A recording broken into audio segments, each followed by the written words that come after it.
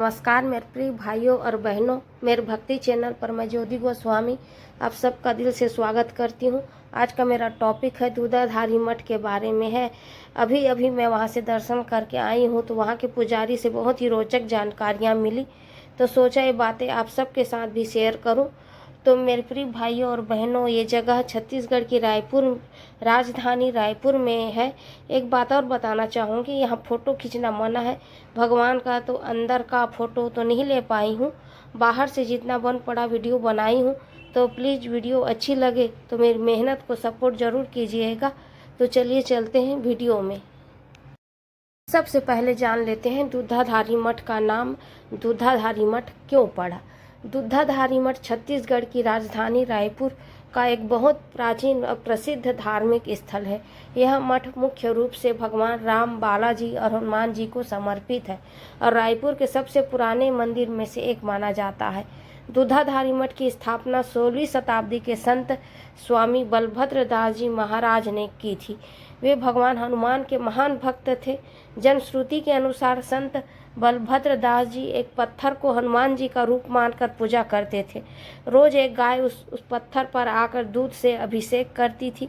संत उस दूध को ही प्रसाद मानकर पीते थे और जीवन भर केवल दूध का ही सेवन करते थे। इस कारण उन्हें दूध आहारी अर्थात जो केवल दूध ग्रहण करे कहा जाने लगा। धीरे धीरे यही नाम बदलकर दूधाधारी मठ पड़ गया। माना जाता है कि इस मठ का निर्माण लगभग 1600 से 1630 ईस्वी के आसपास हुआ। मठ को बाद में नागपुर के मराठा शासक महाराज रघुराव भोसले का संरक्षण मिला। उनके आदेश से मठ के महंत को राजेश्री की उपाधि दी जाने लगी, जो आज भी परंपरा के रूप में चल रही है। यह मठ राम भक्ति वैष्णव संप्रदाय से जुड़ा हुआ है। मंदिर के दीवारों पर रामायण से संबंधित सुंदर चित्र और मूर्तियां बनी हुई है। मंदिर परिसर में कई मंदिर हैं, जिनमें मुख्य रूप से श्री राम मंदिर, बालाजी मंदिर और संकट मोचन हनुमान मंदिर रायपुर और पूरे छत्तीसगढ़ में एक महत्वपूर्ण तीर्थ स्थल माना जाता है।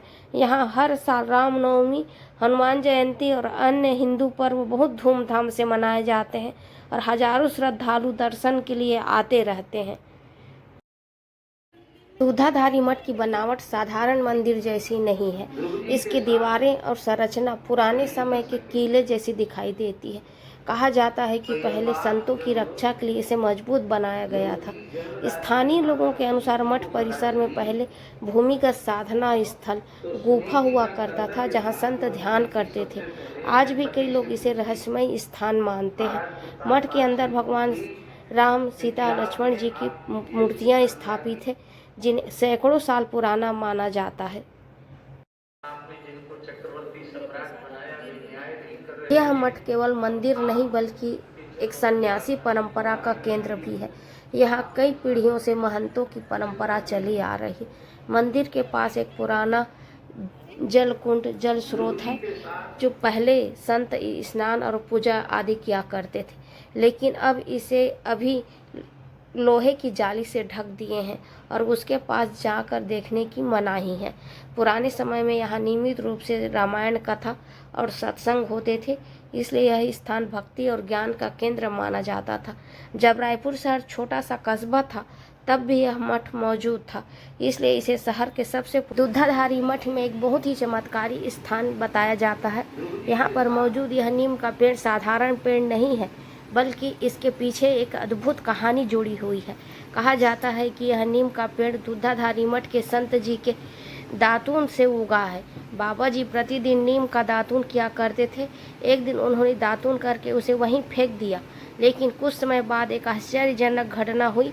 जिस दातून को बाबा ने फेंका था, उसी में से छोटी छोटी पत्तियां निकलने लगी। धीरे धीरे वही दातून बढ़ता गया और आज यह 2 बड़े नीम के पेड़ों के रूप में यहाँ खड़ा है। यह बात हमें यहाँ के एक सेवक ने बताई और इस स्थान को दिखाया। सबसे अद्भुत बात यह है कि इन्हीं नीम के पेड़ों के पास ही संत बाबा का समाधि स्थल भी स्थित है। इसी कारण यहाँ आने वाले श्रद्धालु इस स्थान को अत्यंत पवित्र और चमत्कारी मानते हैं और श्रद्धा से प्रणाम करते हैं। मेरे भाइयों और बहनों, दूधाधारी मठ का ये स्थान आस्था और चमत्कार की एक अनोखी मिसाल माना जाता है। अगर आप रायपुर में हैं तो एक बार दर्शन करने जरूर जाएं, बार बार जाने का मन करेगा, ये मेरा विश्वास है। अंत में यही कहना चाहूँगी, मेरी वीडियो उपयोगी लगी हो तो लाइक करें और कमेंट में जय श्री राम अवश्य लिखें। अपने दोस्तों को भी शेयर करें। भगवान राम और हनुमान जी आपकी सभी मनोकामनाएं पूरी करें। मेरी वीडियो को अंत तक देखने के लिए दिल से धन्यवाद। जय श्री राम। ओम हनुमते नमः।